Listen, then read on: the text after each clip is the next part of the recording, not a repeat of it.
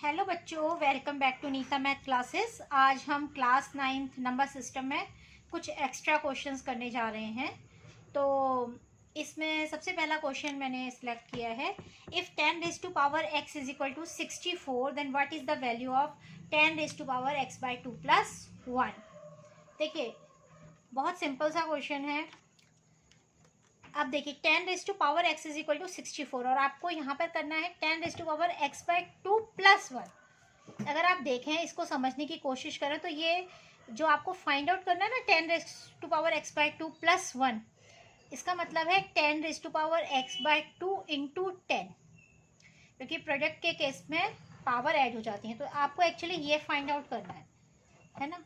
तो देखिए 10 raise to power x is equal to 64 है।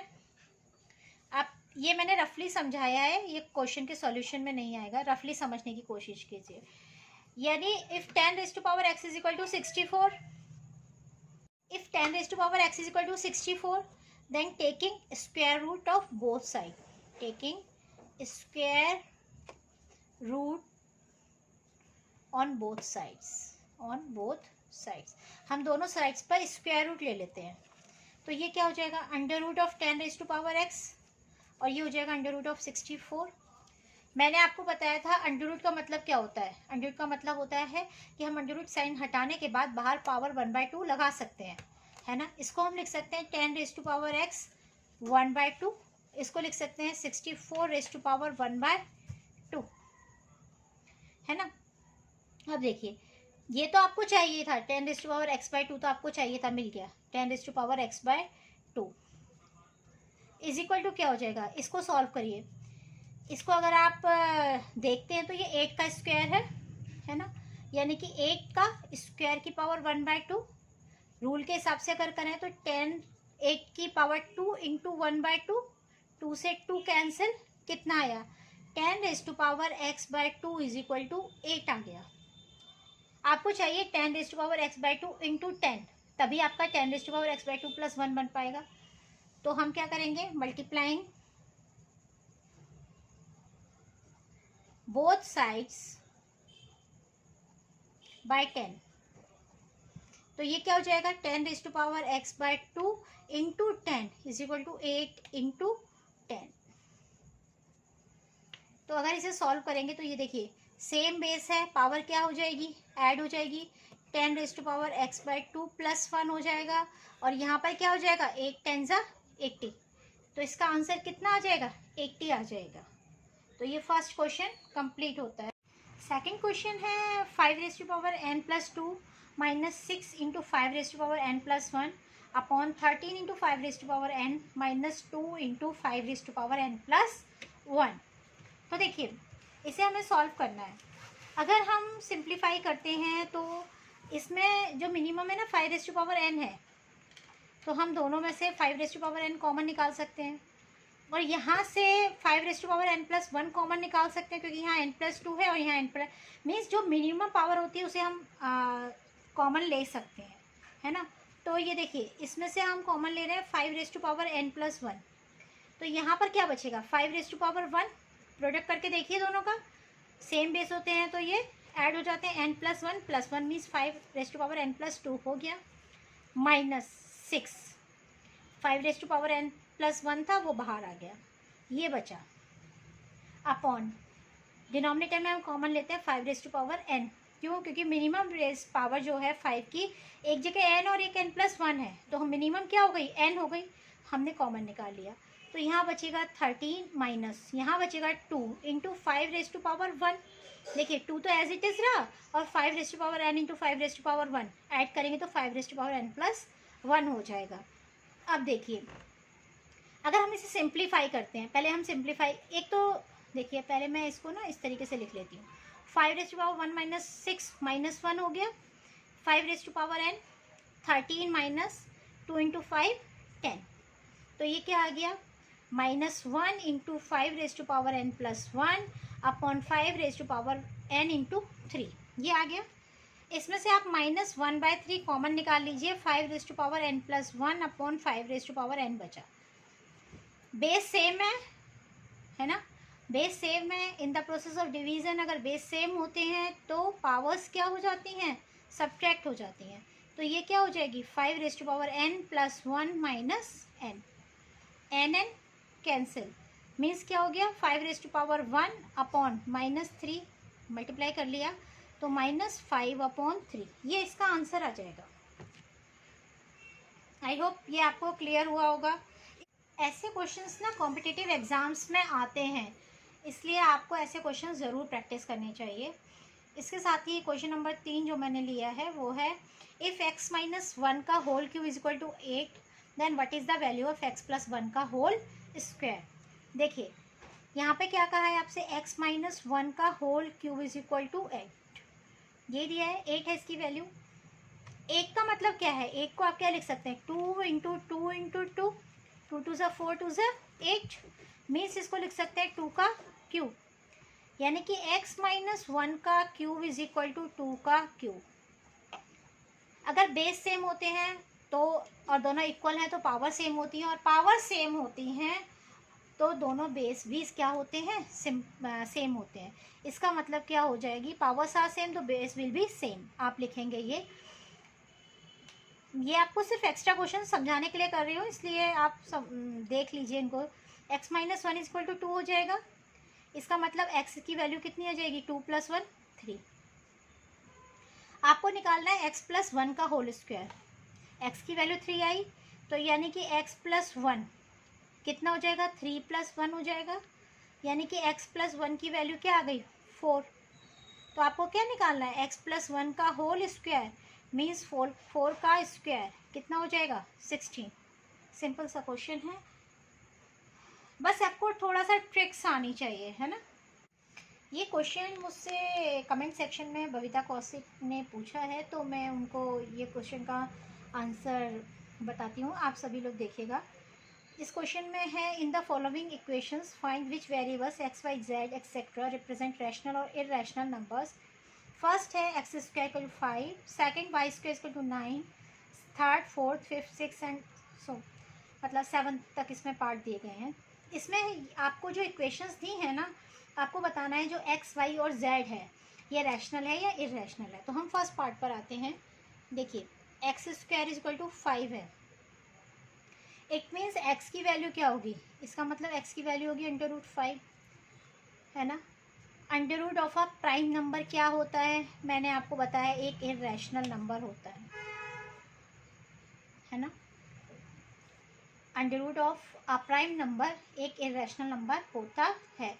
सेकंड आ जाइए y² = 9, इसका मतलब y की वैल्यू क्या आ गई √9, √9 मीन्स 3, और 3 क्या है एक रैशनल नंबर है, क्यों, क्योंकि इसे हम p/q की फॉर्म में लिख सकते हैं where q is not equal to 0, so it is a rational number. Third part पर आते हैं।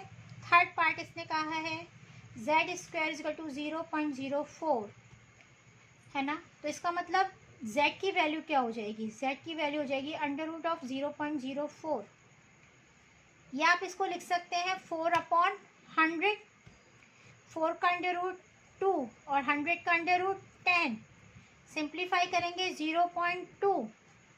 0.2 कैसा नंबर है टर्मिनेटिंग, एंड टर्मिनेटिंग नंबर्स कैसे होते हैं रैशनल। ये सब मैंने आपको अपनी पिछले वीडियोस में बताया है नंबर लाइंस की, और अगर आपने वो नहीं देखी है तो उनको देखिए ताकि आपको ये क्लियर हो, है ना। उन सब का लिंक मैं इसमें डिस्क्रिप्शन बॉक्स में छोड़ दूंगी, तो आप देख लीजिएगा। अब आते हैं क्वेश्चन के फोर्थ पार्ट पर। u² = 17/4, इसका मतलब u की वैल्यू क्या हो जाएगी √17/4, √17/4 का √2। अब देखिए 2 तो एक रैशनल नंबर है और √17 यानी कि एक इरेशनल नंबर है, और मैंने आपको बताया था कि अगर दो इरेशनल नंबर्स को हम सॉल्व करते हैं तो वो रैशनल या इरेशनल कुछ भी हो सकते हैं, लेकिन अगर एक नंबर रैशनल है और एक नंबर इरेशनल है, एडिशन सब्ट्रैक्शन मल्टीप्लिकेशन या डिवीज़न किसी भी केस में इसका आंसर हमेशा क्या आता है, एक इरेशनल नंबर ही आता है।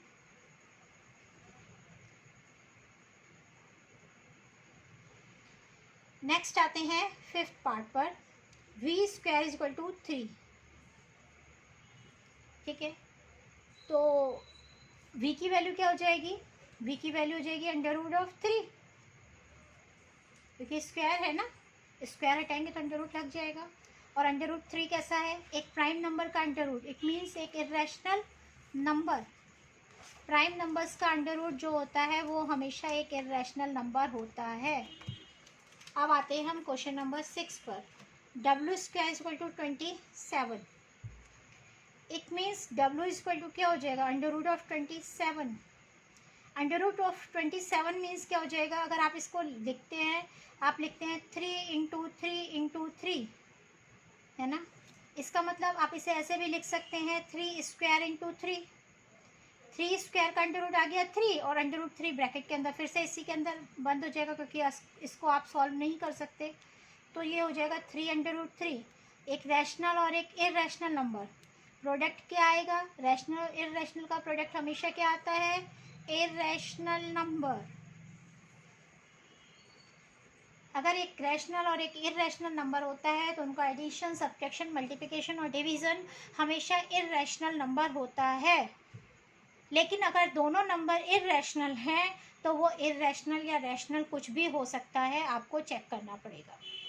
नेक्स्ट आते हैं हम, क्वेश्चन का 7th पार्ट है, टी स्क्वायर इक्वल टू 0.4, है ना। तो टी इज इक्वल टू कितना हो जाएगा, टी इज इक्वल टू हो जाएगा under root of 0.4। Under root of 0.4 means 4/10, यानी कि 2 अंडर रूट 10। ठीक है, अब देखिए अंडर रूट 10 को क्या लिख सकते हो आप, under root of 2 into 5 means 2 under root 2 into under root 5। ये भी एक इरेशनल नंबर है और ये भी क्या है, एक इरेशनल नंबर है। और दो इरेशनल का प्रोडक्ट क्या होता है, एक इरेशनल नंबर होता है। यानी कि नीचे आपके पास जो डिनोमिनेटर में नंबर है वो क्या है, एक इरेशनल नंबर है, और 2 क्या है, एक रैशनल नंबर है ना। तो एक रैशनल और एक इरैशनल नंबर का जो क्वोशिएंट होगा वो क्या होगा, एक इरैशनल नंबर होगा।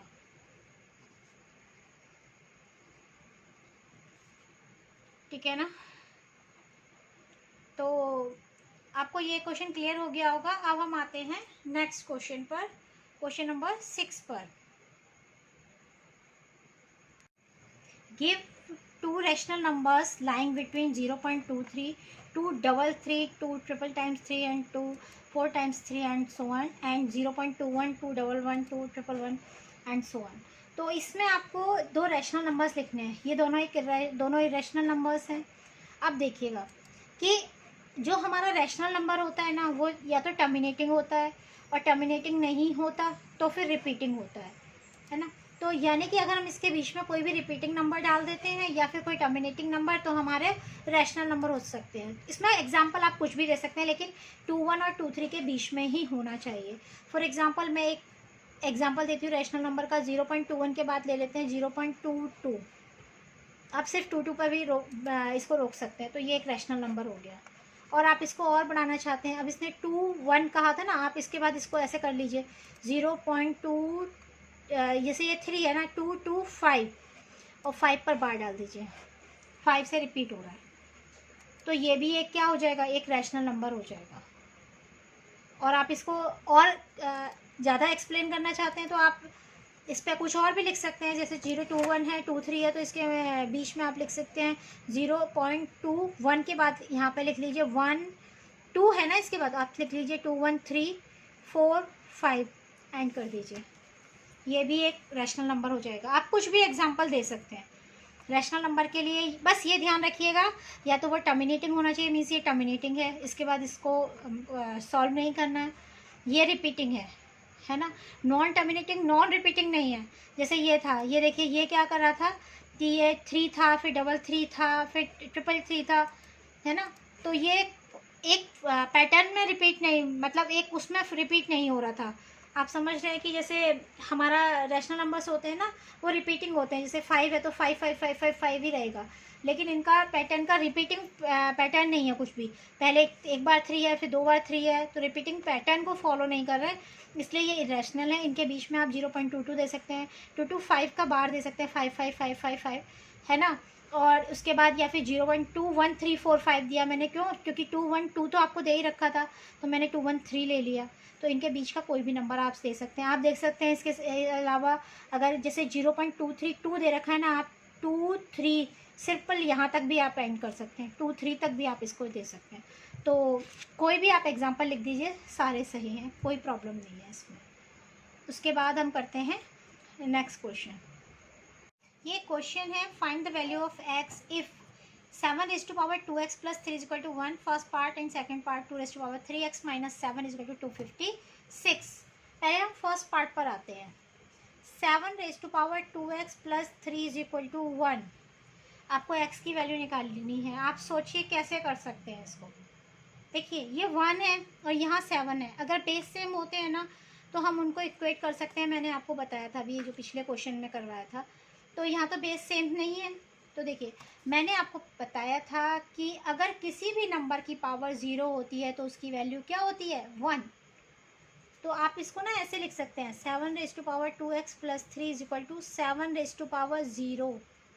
7⁻0। मैंने 7 क्यों लिखा?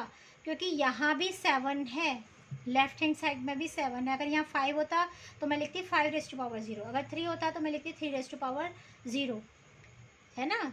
तो इसमें क्या रूल है? एज वी नो कि अगर किसी भी नंबर की पावर 0 होती है तो उसकी वैल्यू क्या होती है? 1 होती है।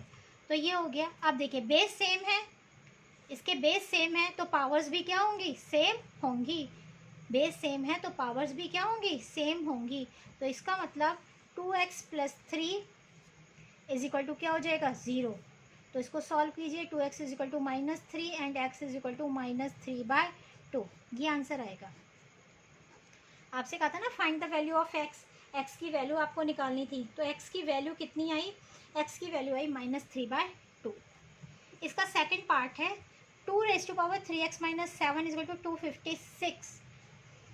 इसे भी इसी तरीके से करना है, लेकिन ये क्वेश्चन मैं आपके लिए छोड़ती हूँ। इस क्वेश्चन को आप कीजिएगा और इसे करने के बाद इसका जो भी आंसर हो वो मुझे आप कमेंट सेक्शन में बताइएगा। और अगर आपको वो नहीं आता तो भी मुझे बताइएगा, मैं अपनी नेक्स्ट वीडियो में इसको ज़रूर लूँगी क्वेश्चन को और उसका सॉल्यूशन आपको बताऊँगी। ठीक है, तो इसके बाद हम नंबर सिस्टम का रिवीजन करते रहेंगे, बीच बीच में क्लासेस लेते रहेंगे, लेकिन हम इसके बाद शुरू करते हैं ट्रायंगल्स। तो नेक्स्ट वीडियो हमारी होगी ट्रायंगल्स के बेसिक इंट्रोडक्शन की। और इसी के साथ हमारी ये वीडियो यहीं पर एंड होती है। अगर आपको कोई भी डाउट्स हैं तो कमेंट सेक्शन में पूछिएगा। अगर वीडियो पसंद है तो लाइक कीजिएगा, सब्सक्राइब कीजिएगा और अपने दोस्तों के साथ शेयर कीजिएगा। इसी के साथ stay safe, stay healthy and thanks for watching Neeta math classes. Thank you.